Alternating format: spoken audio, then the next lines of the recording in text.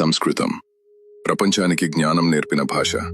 కానీ మనమే ఇప్పుడు నేర్చుకోవడానికి సిగ్గుపడుతున్న భాష. శబ్దమే శాస్త్రం, శబ్దమే బ్రహ్మం అని చెప్పినది ఆ తరం. శబ్దం వినిపించిన అర్థం వెతకని తరం ఇది ఈ తరం. ఒక అక్షరం పలికితే అర్థం పుట్టేది, ఒక మంత్రం ఉచ్చరిస్తే మనస్సు మేల్కొనేది. వేదాలు మాట్లాడిన భాష ఇదే, విశ్వాన్ని ప్రశ్నించిన ఋషుల శ్వాస ఇదే. మన జ్ఞానానికి మూలం సంస్కృతమే, కాని ఆ మూలాన్ని మనమే మర్చిపోయాం. ఇప్పుడు పూజలో వినిపిస్తే పవిత్రమంటాం, పాఠశాలలో నేర్పమంటే ఉపయోగమేమిటి అని అడుగుతాం.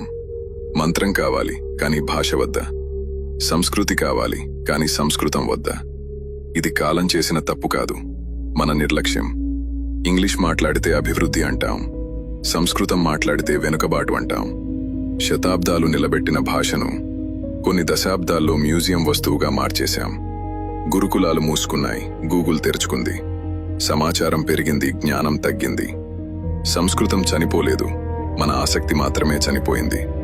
ప్రశ్న ఒకటే, రేపు భవిష్యత్ తరాలు అడిగితే ఏమంటాం? మాకొక గొప్ప భాష ఉండేది, కాని దాన్ని కాపాడటానికి సమయం లేదు అనా? నిజం ఒకటే, భాషను కోల్పోతే చరిత్ర పోదు, గుర్తింపు పోతుంది. ఇంకా సమయముంది. సంస్కృతాన్ని కాపాడటం అంటే గతాన్ని కాదు, మనల్ని మనం కాపాడుకోవడం. ఏకదంత